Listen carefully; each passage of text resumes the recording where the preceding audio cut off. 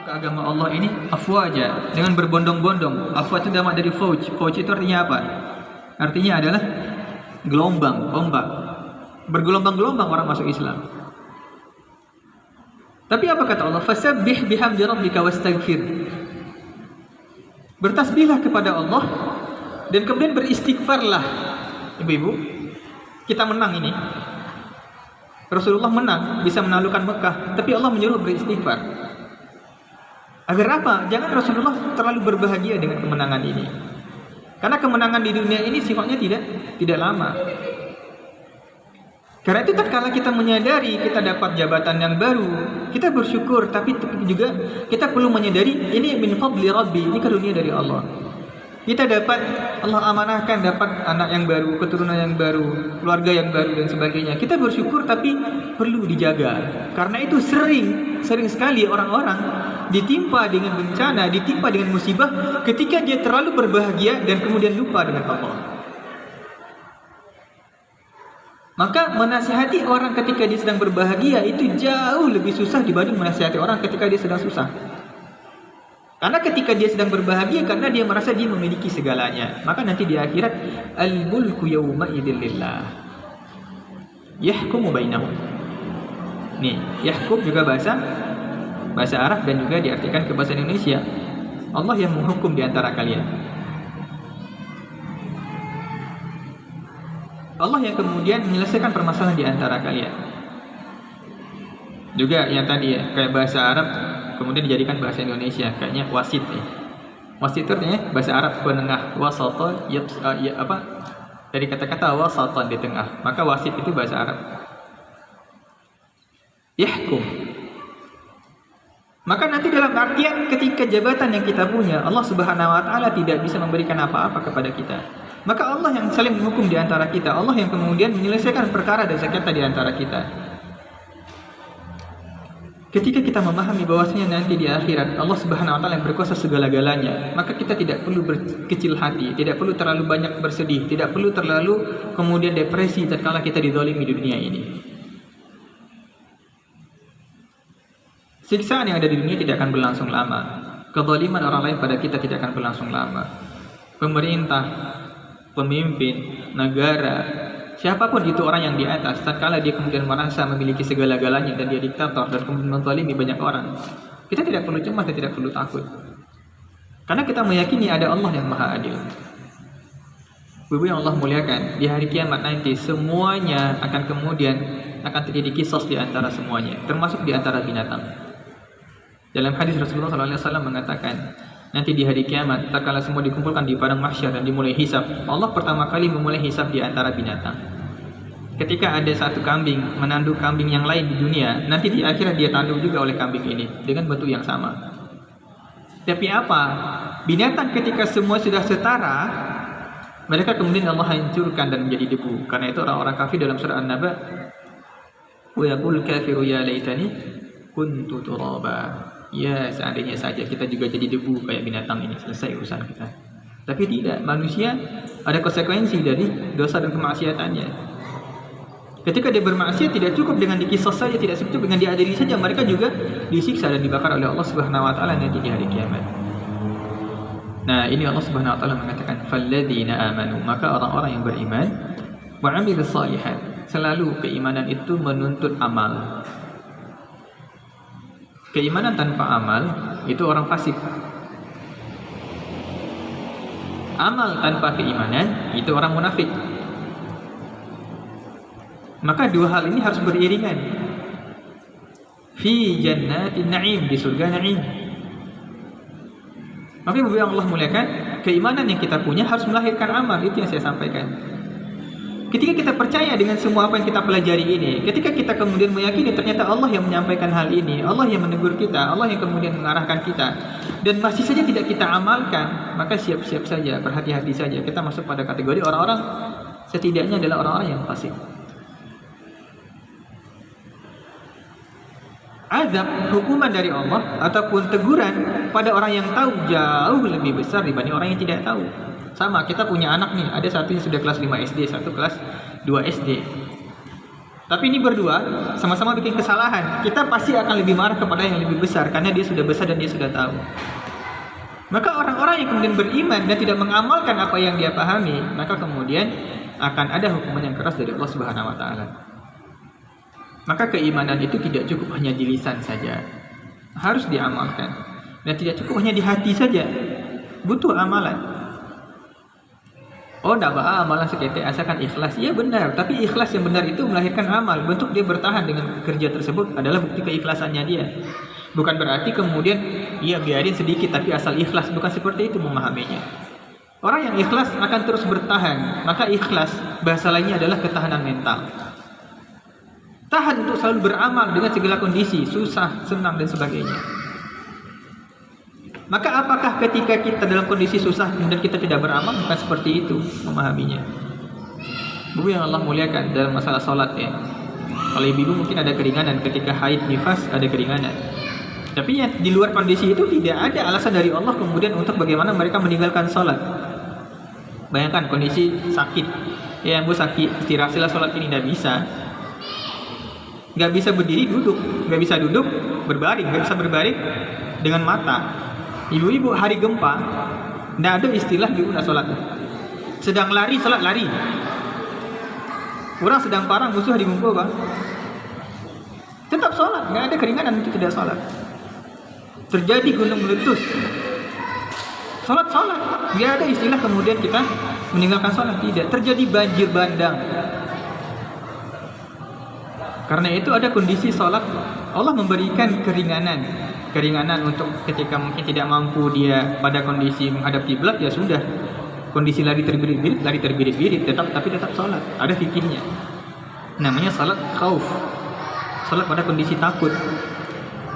Maka tidak ada keringanan dari Allah Subhanahu wa taala. Maka membutuhkan amal.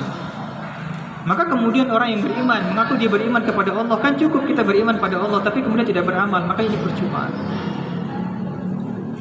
Fi jannatin na'im. Maka ini syarat. Orang yang beriman tapi tidak beramal juga masuk neraka. Karena tidak ada amalan yang kemudian dia jual, tidak ada amalan yang kemudian dia gantikan dengan surganya Allah.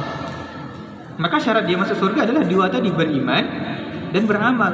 Bagaimana kita beramal, ibu-ibu yang Allah muliakan? Kita yakin. Bedanya seorang mukmin dengan ilmu sains, bedanya adalah kita beramal kepada Allah, yakin dulu, kemudian kita beramal. Tapi kalau sains tidak. Kita observasi dulu, kita lakukan eksperimen dulu, penelitian, baru terbentuk keyakinan, ada konklusi, ada kesimpulan, ada hasil. Tapi beriman pada Allah nggak bisa dicoba-coba. Kita baca sebuah ayat, man jaa'a bil hasanati falahu 'asyru amsalihha. Siapa yang melakukan sebuah kebaikan, Allah berikan 10 lipat gantinya. Oke, kita coba-coba nih. Kita berinfak 10.000. Kita tunggu kira-kira datang nggak 100.000 yang nggak bakal. Dengan Allah nggak bisa coba-coba. Tapi kalau kita yakin, kita lakukan dengan keyakinan, Allah akan memberikan, mengganti dengan cara yang paling baik. Maka pada Allah pertama beriman dulu, baru beramal, bukan sebaliknya. Maka amal tidak akan diterima jika tidak ada keimanan. Kini Pak, ada orang kafir, orang non-muslim sebagainya, kawan Jawa. Ajak sholat, dapat pahalanya ya enggak. Mereka puasa, dapat pahala ya enggak. Kewajiban mereka pertama itu beriman dulu kepada Allah. Itu gerbangnya, itu pintunya. Itu falladzina amanu wa 'amilus salihati fi jannatin na'im. Dan ini lagi-lagi ibu-ibu salihat yang Allah muliakan, selalu Allah mengiringi antara kisah antara surga dengan neraka, orang-orang beriman dan orang-orang kafir. Agar kita selalu sadar kehidupan ini hanya ada dua, baik dan buruk, enggak ada netral. Ambo netral, enggak ada istilah netral ibu-ibu yang Allah muliakan. Pilihan itu antara surga dan neraka. Kalau ada orang buruk, keduanya pilih yang paling seketik keburukannya. Sama-sama elok, keduanya pilih yang paling baik, yang paling banyak kebaikannya. Enggak ada istilah netral dalam Islam. Emang ada di antara surga dan neraka? Enggak ada. Pilihannya cuma dua, surga-surga, neraka-neraka. Enggak ada di tengah-tengah. Enggak ada yang abu-abu, enggak ada. Yang abu-abu itu orang munafik. Maka ketika ada hal apapun sama-sama buruk, tetap kita perlihatkan keberpihakan kita. Cari yang paling sedikit kemudaratannya. Anggap misalnya sekarang kita dalam kondisi pemilihan, pemilu. Ada sama-sama kafir, kita harus memilih. Ya sudah, pilih yang paling sedikit keburukannya walaupun sama-sama kafir. Kenapa Rasulullah ketika terjadi sengketa antara Persia dengan Romawi, Rasulullah lebih memihak orang-orang Romawi dan bahkan turun surat Ar-Rum. Mereka bukan beriman. Kenapa Rasulullah memihak? Karena lebih dekat kepada umat Islam. Sumbernya sama. Kalau Majusi menyembah api, tidak ada sumbernya dari Allah. Kalau keduanya baik, sama-sama elok, ambo milih yang terserah, silakan sama-sama elok. Bukan, tetap harus pilih salah satu dari dua orang ini. Jika ini kita memilih, ada kemudian kita mencari rumah, mencari pekerjaan, mencari tempat tinggal, mencari pekerjaan. Apalagi sudah ada yang buruk, ada yang baik, maka harus dipilih yang baik. Kalau kita bingung, baru kemudian dikatakan dengan istikharah. Kita istikharah. Oke, Ibu yang Allah muliakan, istikharah itu bukan untuk mencari jodoh, tidak. Istikharah itu dalam segala hal. Dalam sebuah hadis, kalau tidak salah ya, seorang sahabat mengatakan, karena Nabi SAW ya'muruna an nastakhira fi kulli syai'. Rasulullah menyuruh kita untuk istikharah dalam segala hal. Ibu-ibu pai balikan ke pasar istikharah. Ibu-ibu pai bali ayam ko baca di daging baca bismillah atau tidak, kalau Arabu baca istikharah. Istikharah itu tidak harus sholat ibu-ibu. Istikharah itu terbaik memang sholat. Tapi kalau dalam artian, kalau tidak bisa sholat, tidak masalah. Maka istikharah itu doa paling pendek. Allahumma ikhtarli wa khirli. Allahumma ikhtarli wa khirli. Ya Allah, pilihkan untukku wa khirli. Jadikan aku yang terbaik untuknya. Allahumma ikhtarli wa khirli. Itu doa istikharah paling pendek. Panjang kok, bingung. Balikan yang ma ikut atau ikut kita. Ternyata kalau kita melibatkan keinginan pribadi, kita beli, biasanya sampai di rumah nyesel. Mau diikut rupanya. Kalau udah beli daging rupanya olah bali daging rupanya isinya gomok sih sadunya. Allahumma ikhtarli.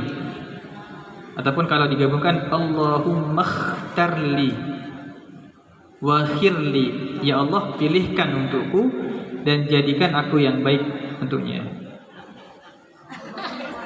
Allahumma ikhtarli, Allahumma ikhtarli wa khir, pakai wa khirli.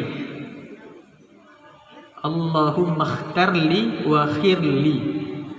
Ikhtar itu pilihkan, li untukku, wa khir jadikan khair, yang baik li untukku. Nah, pendek kan? Allahumma ikhtarli wa khirli. Maka ibu yang Allah muliakan dalam hal apapun, banyak mak balik rancak sih sadonya bantuannya kita. Sering karena itu dalam sebuah hadis yang mohon maaf. Artinya Allahumma ikhtarli, ya Allah pilihkan untukku, wa khirli, dan berikan yang baik atau jadikan aku yang baik untuknya, ataupun berikan yang baik untukku. Itu pendek ya. Jadi istikharah itu dakwah yang memilih, ada Allah yang memilih. Karena itu dalam pepatah orang Arab, manadima man istakhar wa ma khaba man istasyar. Dan akan menyasa orang yang istikharah dan tidak akan merugi orang yang musyawarah. Artinya apa? Ya Allah, Allahumma ikhtarli wa khirli. Ya Allah, pilihkan untukku dan berikan yang baik untukku. Wa khirli khair, carikan yang baik untukku. Maka tidak ada istilah netral dari ibu yang Allah muliakan. Cari karajo. Karena itu, dan malah istikharah itu bukan ketika sudah ada pilihan malah. Ini kita luruskan ya. Istikharah itu bukan ketika sudah ada pilihan. Istikharah itu sebelum memilih. Apa istikharah maknanya dari istikharah? Memintakan jalan ikhtiar mana yang kita tempuh. Karena itu dari kata-kata ikhtiar itu ikhtar itu memilih. Maka kita meminta ikhtiar mana yang akan kita tempuh. Ada nak gadis akan nikah, istikharah dulu baru cari calon. Tidak cari calon lah dapat baru istikharah, tidak. Istikharah dulu. Akan Allah calian arahkan dia kunyo kerajo kamari basobok jodoh di situ. Oh akan cari kerajo. Istikharah dulu baru cari kerajo ma yang akan awak lamar bah. Bukan awak lamar dulu kemudian ma yang diberikan, tidak. Nabi Allah muliakan tidak akan pernah menyesal, yakin. Syarat pertama yakin, jangan dicoba-coba. Syarat pertama harus yakin, falladzina amanu, beriman, mantap keimanan di hati kita. Wa amilus shalihat, dan beramal saleh, baru kita amalkan. Ibu yang Allah muliakan. ambo lah memulai istikharah itu mulai dari sebelum ambo berangkat ke Madinah dari tahun 2010, dan itu adalah sebuah amalan yang selalu ambo biasakan, dan tidak pernah sekalipun keputusan pribadi yang ambo ambil ambo menyesal, tidak pernah sama sekali. Dan ketika luar biasanya istikharah ini adalah ketika sudah Allah pilihkan, maka tidak perlu mundur, Allah akan berikan jalan yang terbaik. Ambo cerita sebuah kisah. Allah muliakan, ambo lanjut S3 di Malaysia. Istikharah panjang, dengan izin Allah kemudian diterima di sebuah kampus. Dibanding kampus yang lain, tetap kampus yang ambo cari, dan itu adalah yang ambo inginkan pada waktu itu. Dipermudah oleh Allah, lulus dan sebagainya gitu. Ketika istikharah mana yang terbaik, antara bingung. Karena ada keinginan balik ke Saudi, ada keinginan lanjut ke Sudan, sebagai istikharah mana yang terbaik. Akhirnya memilih untuk tetap lanjut di Malaysia. Tapi kemudian menemukan permasalahan. Tiba-tiba biayanya naik dari yang seharusnya. Yang awalnya sekitar 8.000 ringgit, berarti sekitar 25 juta. Tiba-tiba naik jadinya 70 juta. Oh, keluarga ambo sadonya lah ganti pindah. Enggak, yang milih enggak ambo milih. Yang milih Allah Subhanahu wa taala. Ketika ambo istikharah dan Allah pilihkan nanti itu, Allah mencarikan jalannya sendiri. Dan tidak ada kawan-kawan ambo yang percaya ke ambo. Antum beasiswa ya sih? Enggak. Di hari ketika daftar ulang, pembayaran itu lunas tanpa ambo berutang sebesar pun. Dengan cara mau yakin pada Allah. Itu satu contoh. Banyak istilahnya ketika ambo kembali, kondisi Malaysia di lockdown dan sebagainya. Istikharah dulu. Bayangkan ibu Allah muliakan. Contoh yang lain ya. Ini ambo ingin mengatakan bahwasanya kita perlu istikharah dalam segala hal. Apakah memutuskan istri ambo sedang hamil ya? Pulang atau tidak gitu, istikharah. Akhirnya sepakat istikharah, mantap hati pak pulang. Dapat kebetulan tiket segitu jauh gitu. Langsung dapat tiket sebelum Malaysia di lockdown, ataupun lah dimulai di lockdown. Awal-awal di lockdown itu seluruh penerbangan itu banyak yang ditutup, tapi tiket dibuka. Yang ternyata apa ibu Allah muliakan? Sampai di bandara, satu-satunya tiket yang tidak di-cancel cuma tiket istri ambo. Seluruh penerbangan dari pagi sampai jam 1 siang seluruhnya di-cancel. Yang penerbangan istri ambo sudah di-cancel. Itu luar biasa istikharah Allah yang memilihkan. Ketika wa yakin, ketika Allah sudah memilihkan jalan terus. Kalau ingin membatalkan istikharah balik, maka nggak ada istilah netral dalam Islam. Nggak ada netral. Ragu, anda tahu pemimpin yang akan awak pilih, karajo yang akan awak pilih, istikharah. Jadi istikharah itu nak cari jodoh saja. Segalanya, fi kulli syai. Ibu-ibu kembali bakso, pannya bakso banyak, bakso yang yang sehat untuk anak-anak awak, yang baik untuk awak gitu. Istikharah, Allah makhtar li wa khirli. Yang hati kau tanam diarahkan ke situ. Jadi istikharah itu tidak sekali seumur hidup Ibu. Kecuali memang ada keputusan yang sangat besar, awak harus sholat. Maka itu baru yang baik ya. Sholat adalah sholat di akhir sujud terakhir baca doa ini. Ataupun baca doa istikharah yang paling panjang. Allahumma inni astakhiruka bi'ilmika wa astaghfiruka biqudratika fa innaka taqdiru ala akhir dan selanjutnya. Karena itu Allah selalu menggambarkan hanya ada dua pilihan, muslim atau kafir, mukmin atau kafir, surga atau neraka. Enggak ada di antara kedua-duanya. Di antara kedua-duanya munafik masuk kategori kafir. Halal atau haram. Di antara tengah-tengahnya syubhat masuk kategori haram. Maka ketika ada yang mengatakan abu netral, tidak ada netral. Itu kalau orang-orang golput, yang mengakunya golput, tidak. Ini masuk pada kategori orang-orang yang memilih yang buruk. Ini bukan golongan putih, ini golongan hitam. Maka falladzina amanu wa amilus shalihat. Itu walladzina kafaru, maka orang-orang yang kafir. Wa kadzdzabu bi ayatina, dan mendustakan ayat-ayat Allah. Di sini ibu Allah muliakan ayat itu. Konteksnya sebenarnya ke awak, ibu Allah beraja tafsir sebagainya. Di situ itu kan yakdzibu bi ayatina, bukan membohongi, tidak. Kadzdzabu bi, menggunakan ayat-ayat Allah untuk mendustai orang lain. Kalau di situ diartikan dan mereka mendustakan, hendak bukan ikut terjemahan seharusnya. Kalau berbohong, kadziba yakdzibu, dia berbohong. Tapi kalau kadzdzaba bi, bisa jadi artinya itu menggunakan iko untuk berbohong. Dan iko yang bahaya. Banyak orang-orang ahli ibadah ya, pengen banyak beribadah. Ini dalam artian ingin mengajak orang beribadah kepada Allah, semakin dekat kepada Allah, sudah tu nyebut hadis palsu. Masuk kategori kawakan zabu bi ayatina. Jadi bukan beribadah kau bukan tentang banyak ibadah, tidak, ibu Allah muliakan, awak perlu paham dan berilmu tentang ibadah yang awak jalankan. Itu yang mengerikan. Maka zabu bi ayatina, berapa banyak para ustaz, berapa banyak para mubaligh, berapa banyak para dai yang menggunakan ayat Allah untuk kepentingan pribadinya. Berapa banyak yang kemudian menggunakan ayat Allah untuk bisnisnya. Berapa banyak yang menggunakan ayat Allah untuk kepentingan politiknya. Berapa banyak menggunakan ayat Allah untuk kepentingan jabatannya. Masuk kategori kadzabu bi ayatina, menggunakan ayat Allah untuk berbohong dan berdusta. Faulaika lahum adzabun muhin. Faulaik itu banyak jauh. Kalau di siko haula, ibu-ibu di siko dikatakan haula, dakik dengan aku. Tapi kalau ada orang main di luar tu ulaika jauh. Itu mudah belajar bahasa Arab ya. Kalau haula artinya dakik. Inilah orang-orang. Kalau ulaika itulah orang-orang jauh. Kalau haula dakik siko. Lahum bagi mereka azabun muhin, azab kok bahasa Indonesia juga sekarang kena azab. Kalau bahasa Minang kan asek. Asek itu dari azab. Muhin ini beda. Jadi jenis azab itu macam-macam. Ada azabun muqim, ada azabun muhin. Muhin kok dari kata-kata hayyin, hina. Azab yang hina, ibu yang Allah muliakan. Orang-orang yang mendustakan ayat Allah tadi akan Allah hinakan sehina-hinanya nanti di hari kiamat. Jadi ada azab yang berupa siksaan itu berupa psikis. Itu lebih pandai. Banyak ya. Misalnya contoh, Islam itu juga menggunakan ada dua jenis siksaan. Ada siksaan fisik, ada siksaan ataupun hukuman fisik, ada hukuman psikis. Kalau mode orang-orang dulu, misalnya kalau di sekolah-sekolah, ada anakku yang terlambat suruh hormat ke bendera. Itu psikis tuh ibu. Pernah nampak sadonya, oh pajak aku terlambat, saya tahu.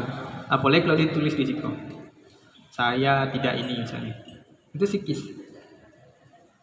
Siksaan psikis di hari kiamat ataupun di neraka itu mengerikan sekali. Salah satu siksaan dari Allah, bentuk siksaan psikis kepada orang-orang kafir adalah dengan adanya pintu neraka. Itu siksaan psikis dulu yang Allah muliakan. Ini menceliak pintu. Setiap kemudian ada orang-orang beriman yang habis berhasil dosanya keluar dari pintu ya. Dan ini jaleh walaupun nampak pintu dan ini tak pernah kan bisa keluar dari pintu itu. Setiap orang keluar tersiksa. Nampak orang keluar tarikh berbahagia dari sana ke neraka kok. Maka dengan adanya pintu itu siksaan ternyata untuk orang-orang kafir karena mereka kekal di dalam neraka. Setiap mencari orang beriman yang berhasil dosanya keluar dari pintu itu makin tersiksa. Itu salah satu bentuk siksaan psikis. Orang di Panjaru, Pak. Kalau dalam artian samdonya sama-sama di Panjaru, dan kalau keluar sadonya mungkin aman juga. Tapi ketika mencari lebih sakit, kalau istilahnya awak sama-sama je kawan awak sama-sama gagal, sama-sama separasian. Lebih sakit lagi kalau kawan nilai awak ataupun kawan awaknya berhasil dan awak gagal ataupun awak disiksa, itu lebih sakit. Sama biasanya kalau awak misalnya mahasiswa ataupun pelajar, awak sama-sama belajar. Ketika awak gagal, merasa ataupun sedih. Jadi kau nak gagal sedih lah. Lebih sakit lah tiap oleh ketika rupa kau nak juara satu awak berpincik. Itu siksaan psikis. Maka azabun muhin. Kemudian Allah melanjutkan. Nah, ini ibu yang Allah muliakan. Walladzina hajaru fi sabilillah, dan orang-orang yang hijrah, hajaru yang hijrah fi sabilillah di jalan Allah Subhanahu wa taala. Tsumma artinya kemudian. Qutilu mereka terbunuh, au matu ataupun kemudian mereka mati dalam rangka melaksanakan hijrah ini. La yarzuqannahumullah, Allah akan memberikan mereka karunia rizqan hasanah, rezeki yang baik. Ibu yang Allah muliakan. Ada sebuah hadis Allah mengatakan la hijrata ba'dal fath, tidak ada lagi hijrah setelah Fatu Mekah. Makna di sini adalah hijrah dari Mekah ke Madinah. Yang mengkategorikan mereka adalah orang-orang muhajir. Tapi hijrah sampai sekarang kata para ulama tetap terbuka kemungkinan dan potensi. Hijrah adalah salah satu cara taubat. Orang kalau ingin bertaubatnya berzina, salah satu cara bertaubatnya adalah pindah diusir dari kampung tersebut. Karena selama di situ je nampak je kawannya, nampak je kawan main dan sebagainya, berzina gitu balik. Kalau nya pengen bertaubat pindah dari situ. Inya ingin hijrah dalam artian ketika ingin hijrah kepada yang arah yang baik. Nya kerajo di tampe yang haram misalnya, kerajo di tampe judi, kerajo di tampe kafe-kafe yang kemudian melakukan hal-hal yang haram di situ. Ataupun mohon maaf ibu yang Allah muliakan, ini adalah wanita menjadi dirinya Dan itu bahasanya bukan PSK, pelacur. Islam sebenarnya melarang kita mengindahkan kata-kata yang buruk sehingga orang-orang menerima. Kenapa dalam Al-Quran ketika ada anjing, Allah sebut anjing? Karena itu salah satu bentuk wazul fikri, perang pemikiran itu adalah melunakkan bahasa. Contoh koruptor, sabu istilah pancilok. Koruptor ini indah kan? Ada istilah Arab ya, istimar, penjajah itu istimar. Istimar itu dalam bahasa Arab artinya apa? Yang memakmurkan. Sabu istilah apa yang memakmurkan? Ini menjajah. Maka ada bahasa-bahasa yang terkadang perlu kita gunakan redaksi sebenarnya, agar kemudian orang semakin jijik dan orang kemudian semakin menghindari hal tersebut. Maka orang-orang wanita tadi, kalau dia pengen taubat, sudah harus pindah, atau pindah negara, ataupun pindah provinsi. Karena lokasi tersebut memang terbentuk adalah yang memang mendukung semua kemaksiatan dia. Karena itu ketika ada kisah 99 orang yang telah membunuh 99 orang, apa caranya taubat?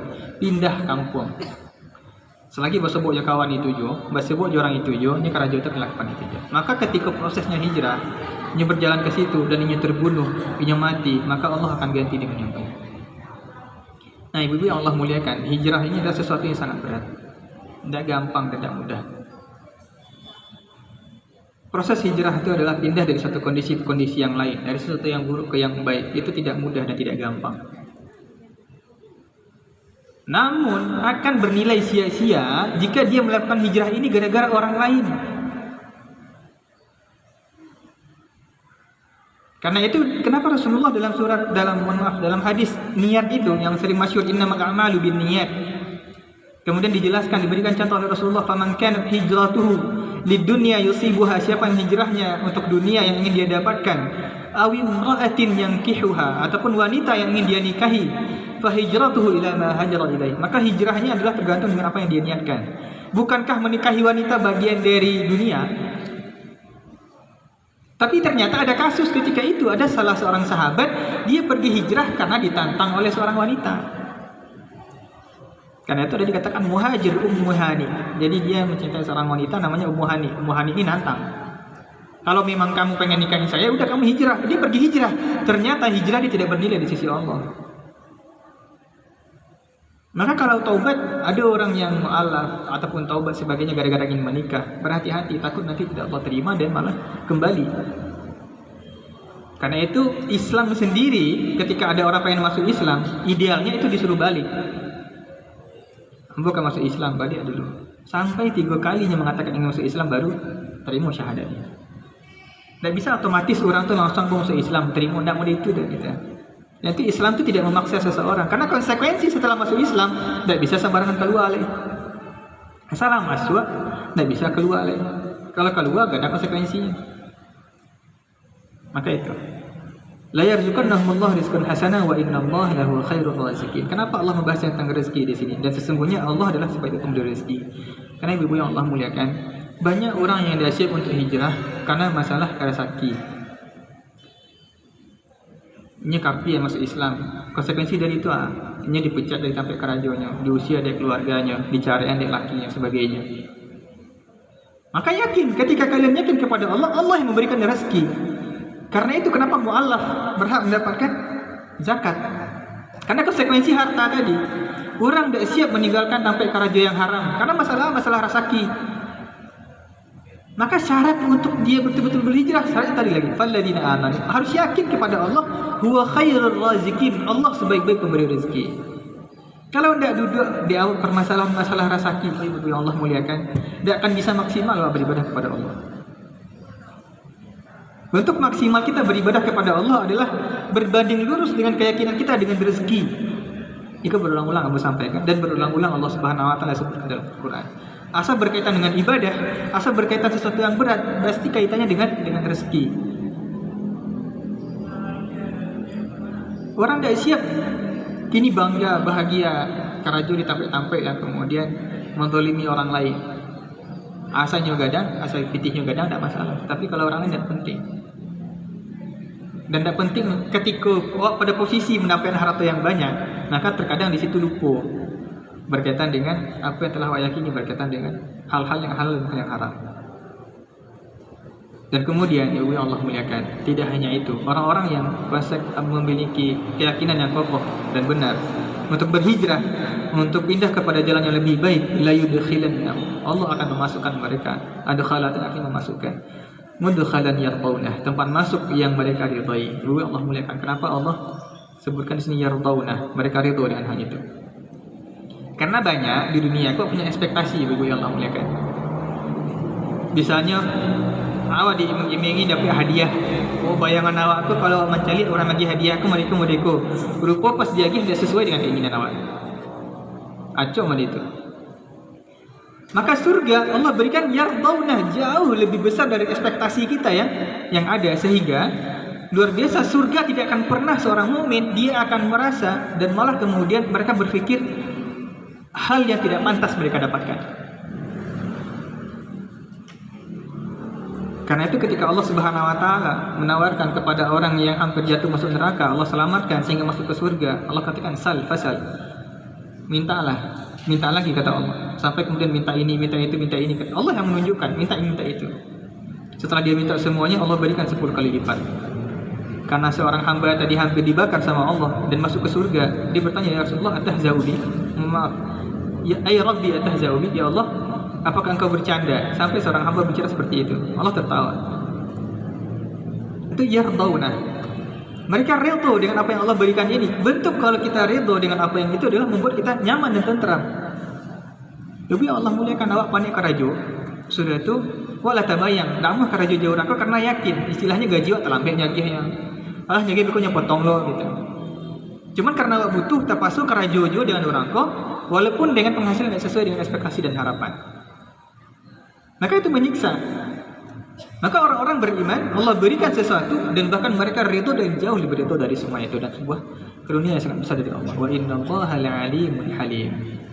Dan sesungguhnya Allah Maha tahu, Halim. Nah itu ya. Sebelumnya kita bahas tentang nama Allah Alimun Hakim ya. Alimun Hakim. Kalau di sini adalah berkaitan dengan kesalahan orang Rasulullah. Salah ngomong yang sebelumnya kemudian setan masukkan ayat-ayat tambahan. Maka Alimun Hakim, Allah Maha bijaksana. Tatkala dia bertaubat, Allah Maha bijaksana dan mengetahui. Sekarang Alimun Halim. Halim ko artinya apa? Halim ko sifat keibuan ya. Halim ko penyayang, lembut, kasih sayang sebagainya. Apa kaitannya dengan cerita yang sebelumnya? Karena apa? Orang-orang yang mungkin berhijrah, orang-orang yang mungkin datang dengan segala dosa, mungkin dengan segala latar belakang yang buruknya. Banyak orang yang mungkin sebelumnya, karena itu Allah muliakan, ketika pernah punya masa lalu yang kelam, nggak perlu diceritakan kepada orang banyak. Ketika kita punya keburukan, dan bahkan para ulama sepakat, mohon maaf, ketika ada seorang wanita tidak perawan, dia sah-sah saja mengaku kepada calon suami, saya masih perawan, boleh. Dan dia bersaksi di depan Allah, diperbolehkan. Maka tidak perlu kita mengumbar. Cuman terkadang kemaksiatan yang ada itu menghantui kita selalu. Ketika kalian komitmen kepada Allah Subhanahu wa taala, kata Allah, untuk bertaubat, untuk hijrah, Alimun Halim. Allah tahu dengan keburukan yang kalian punya, tapi Allah Halim, Allah pemaaf. Allah itu adalah lembut, Allah itu sangat penyayang.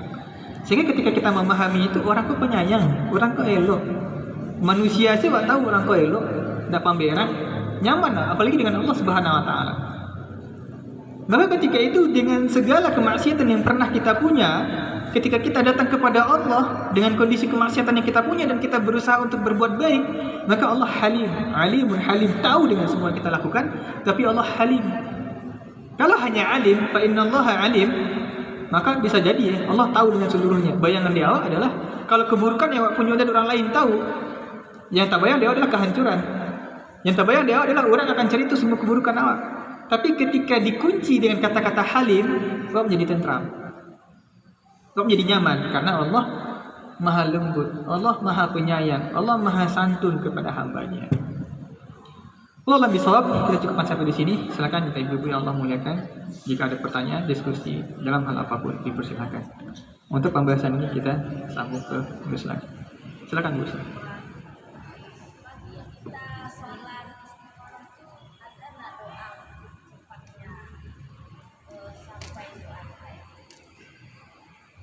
Oh ya, baik. Istikharah ibu yang Allah muliakan. Nah, ini jika kita luruskan ya. Bentuk tanda-tanda dari istikharah ini, Allah memberikan tanda dan sebagainya, itu bukan harus dengan mimpi. Masa ibu belanja di pasar bingung, sudah itu lalu nah mungkin ya. Balik lalu enggak. Maka istikharah adalah, wallahu alam, setahu saya tidak butuh waktu yang panjang biasanya. Kecuali sesuatu ini sampai menjelang keputusan itu kita ambil, hal itu kemudian nanti akan ada aja cara dari Allah Subhanahu wa taala. Itu istikharah itu Allah bantu kita memilih dengan cara Allah sendiri. Apakah tiba-tiba tafasud jalan ke kiri tanpa awak sadari, rupanya di situ barang yang awak cari. Selama awak jalan seorang dah sebut. Ataupun kemudian apa yang awak inginkan sesuai dengan bayangan awak, kemudian awak masih putar-putar jalan nampak yang lain, bersubuk dengan apa yang awak cari. Allah arahkan, Allah tunjukkan, Allah bimbing kita menuju sesuatu yang sesuai dengan keinginan kita. Maka kalau istikharah, dengan cara pertama kita beriman pada Allah. Ketika kita betul-betul yakin, maka akan segera Allah tunjukkan. Kecuali hal-hal yang besar. Maka kalau hal-hal yang besar, apakah masalah jodoh, masalah pekerjaan, masalah keputusan yang betul-betul besar, maka memang butuh waktu yang berulang-ulang. Jadi istikharah itu tidak sekali saja, ibu. Maka setiap kali berdoa boleh istikharah, ya Allah bantu hamba memilih antara dua itu dan sebagainya, ataupun bantu hamba untuk mencari hal yang terbaik. Sampai betul-betul hati itu mantap dan yakin. Ketika masih tidak tenang hati itu, tidak. Tahan dulu. Sampai betul-betul istikharah, maka kita akan dapatkan sesuatu yang sesuai dengan keinginan. Beberapa bulan yang lalu, contoh hamba pribadi, beberapa bulan yang lalu, keluarga hamba dan keluarga istri itu ingin buka rumah Quran. Rumah Quran itu ini ada di Halaban, ibu yang Allah. Panjang tuh, ingin cari tampe dengan budget sekian, gitu. Cari tampe kalau bahasa sobok tapi tidak nyamannya deh. Istikharah dulu. Satu rumah tuh istikharah main paling dapat. Dengan izin Allah, kemudian ada rumah yang ibu kalau ke Halaban di bagian kanan ya, ada Darul Quran Mardiah namanya. Itu proses mendapatinya itu luar biasa karena kita istikharah. Tiba-tiba ada yang ngontak gitu, biaya sekian dan sesuai dengan harapan kita gitu. Sampai tidak perlu perbaiki, rumah itu memang adalah kebetulan ditinggali oleh orang yang baru wafat meninggal. Rumah itu nggak ada yang isi. Cuma dalam artian rumah itu nggak terlalu lama tinggal. Yang dicari-cari itu lapannya cari-cari dapat sesuai dengan ciri-ciri tanda-tanda yang diinginkan oleh keluarga saya. Cuman masalahnya rumah ini butuh waktu untuk renovasi, butuh biaya untuk ini, butuh ini untuk itu gitu, panjang dan tempat terkadang lebih jauh dari jalan. Karena kita istiqomah dapat tempat ini sesuai dengan keinginan. Tempatnya besar dan dengan izin Allah rumah itu diberikan gratis. Jadi kalau istikharah ibu yang Allah muliakan, ada yang 1 tahun itu ternyata saya yang bayar. Jadi istikharah nggak akan pernah nyesal. Kan itu saya katakan pada keluarga saya, asal kita istikharah Allah berikan jalannya sendiri.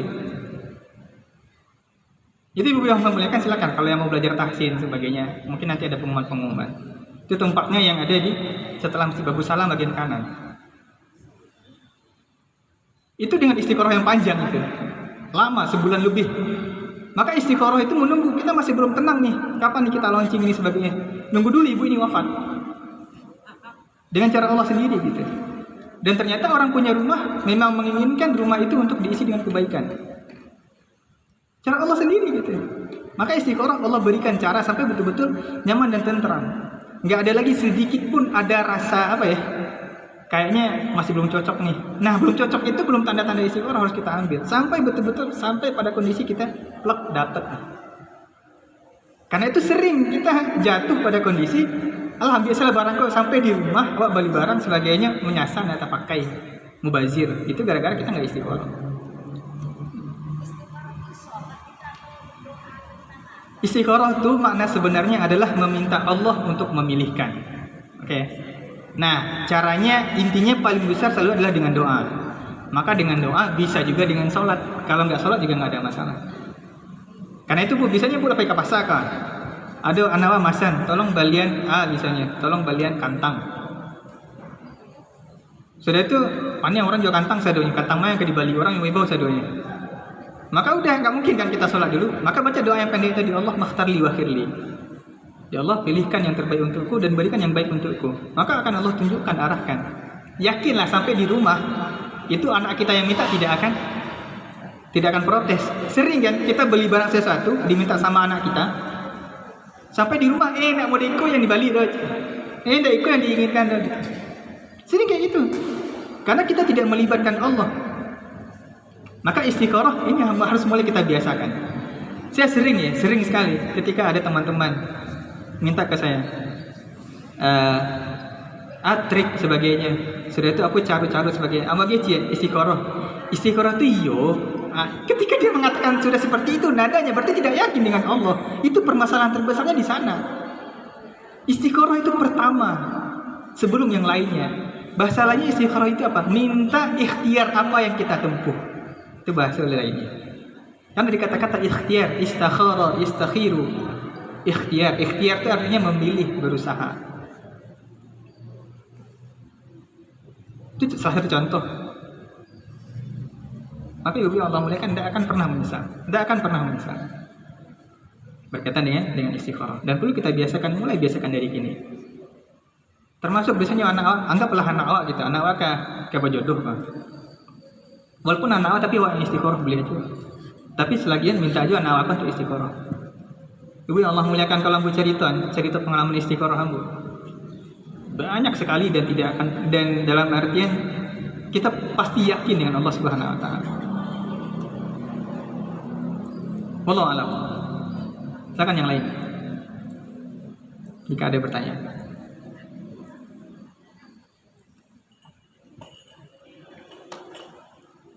Oke, sepertinya cukup. Baik, semoga Allah muliakan, karena ini hari Jumat dan adalah salah satu waktu yang dikatakan oleh para ulama, waktu di mana Allah Subhanahu wa taala mengabulkan doa-doa kita. Mari kita mendatangkan kepada Allah Subhanahu wa taala, berdoa bersama-sama, meminta ampunan dan keberkahan dari Allah Subhanahu wa taala pada waktu yang mulia ini. A'udzubillahi minasyaitonir rajim. Bismillahirrahmanirrahim. Alhamdulillahirabbil alamin. Hamdan syakirin, hamdan na'imin, hamdan yuwafi ni'amahu wa yukafi'u mazidah. اللهم اغفر لنا ذنوبنا ولوالدينا وارحمهم كما ربونا صغارا ولجميع المسلمين والمسلمات والمؤمنين والمؤمنات إنك سميع قريب مجيب دعوات يا قاضي الحاجات. اللهم علمنا ما ينفعنا وانفعنا ما علمتنا وزدنا علما. اللهم يا مقلب القلوب ثبت قلوبنا على دينك. اللهم يا مصرف القلوب صرف قلوبنا على طاعتك. اللهم كما جمعتنا في هذا المكان وفي هذا المجلس فاجمعنا في جنتك العلى يا رب العالمين. اللهم إنا نسألك خير ما سألك منه نبيك محمد ونعوذ بك من شر ما استعاذ منه نبيك محمد. اللهم يا مقلب القلوب ثبت قلوبنا على دينك. اللهم استعملنا ولا تستبدلنا. اللهم قوي ظهرنا ولا تخفف حملنا.